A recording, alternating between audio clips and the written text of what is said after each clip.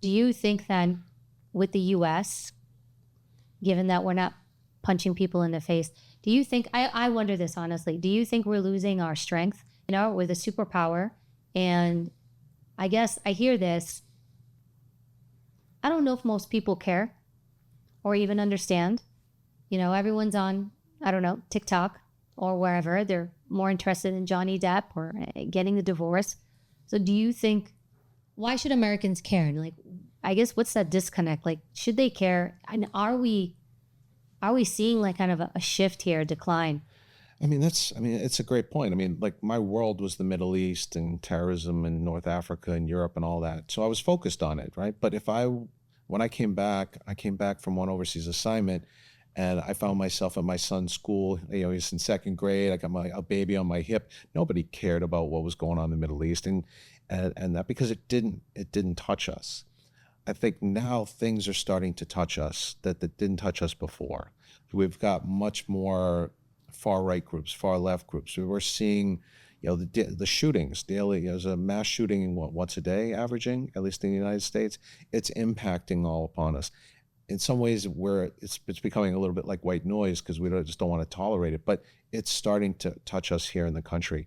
The migrant issues, and then the potential impacts of that on the country.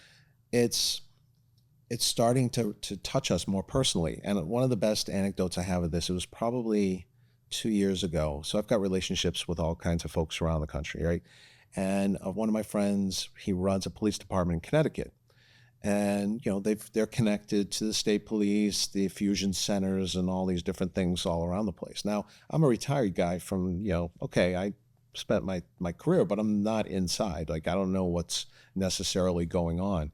And I have some connects, but, you know, not as probably good as he has. And he calls me up and he says, John, I really need your help. And I'm like, what happened? He goes, well, all of a sudden, 200 Afghan refugees showed up at the Motel 6 down the road. And I'm like, okay. And he goes, we don't know where they came from. We don't know who's paying for them. We don't know anything. They just showed up and moved in. I'm like, okay. He goes, can you find out what's going on? I'm like, how the hell am I supposed I'm like, oh, okay. Wow. Well, no, but it was, to me, that was really telling about how this is really touching people and how there's really a lack of understanding about what's going on and a lack of, it's not transparency. It's just, I think everyone's overwhelmed, right? And I said, well, did you call State Department? And I was like giving him advice and he's like, who do I call? I don't know anybody there. And you know, he just was overwhelmed and his community was really shaken by this. Not that they were unwelcoming, but they're like, wait a minute, like how does this just happen? And it's happening all over the country. I think people are just showing up. We're talking about New York and the migrant crisis and you know, these Venezuelans who beat the crap out of a couple of NYPD people and now they're chasing them down in Arizona. You know, the lack of the criminal justice system to prosecute these people or just release them. I mean, those are the strategic issues. The more real issues are, I'm Joe Schmo and I live in, you know, I don't know, Montana or Minnesota or wherever. And all of a sudden, all these people are showing up in my town. Who's paying for them? Who's going to take care of them? Is this a threat? Is this something I have to worry about? We're starting to see more of that, I think. People are also, there's the level of violence that's happening and the inability of police to really respond to some things, whether it's because of how the judges are releasing people in criminal justice reform or lack thereof, or just they don't have people, that people don't want to be police officers anymore, or they're not willing to step out and do what they need to do because they don't feel like people have their backs.